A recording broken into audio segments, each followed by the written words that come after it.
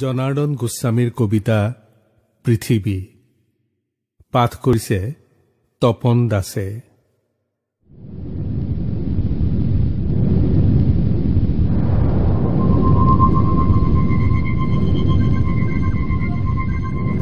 হঠাৎ এখন আকাশৰ বুকুত ধপধপনি, ধাৰাসাৰ ঘামৰ জলপ্ৰপাত, গভীৰ নিশা ভীষণ মূৰ ঘৰণিত কঁপি উঠিছে এটা কোঠাৰ অকলশৰীয়া বন্দী পৃথিৱী।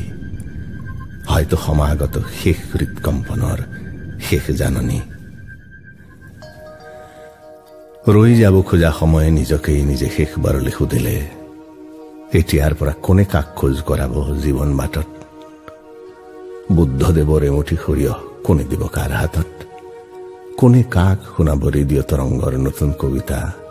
কোনে বা আঁকিব জল কুঁৱৰীৰ চকুৰ মণিত আশাৰ জলছবি? আজি আৰু কুঁৱলীৰ মায়া নাই, মেঘালীৰ মোহ নাই। মাত বিচাৰি মাত দিলেও মাত শুনিবলৈ মাত নাই। কঁপি থকা অসহায় আঙুলিবোৰত খামুচি ধৰিবলৈ এখন হাত নাই। এতিয়া শেষ ৰেলগাড়ীখন আহি আছে, মাথো উকিয়াই আৰু উকিয়াই। এইখন পৃথিৱীৰো এটা কাহিনী আছিল নিজৰ এখন ৰামধেনু। ভাওনাৰ নামঘৰত নানা ৰঙৰ কাগজৰ ফুল, স্কুলৰ চোলাত আছিল শুভ্ৰ মেঘ, পেণ্টত নীলা আকাশ, মুখত জকমকাই থকা বেলি ফুলৰ হালধীয়া হাঁহি। কলেজৰ বতাহত আছিল উৰি ফুৰা যৌৱনৰ ৰঙা নীলা বেলুন, সেউজীয়া আৰু নম্বৰেৰে উপচাই পেলোৱা মাৰ্কশ্বিট। আছিল ৰঙা পৰি যোৱা এখন কোমল মুখৰ অজান পুলক, আৰু সপোনৰ সমাধিত খহি পৰা তৰাৰ চকুত এচমকা শেষ পোহৰ।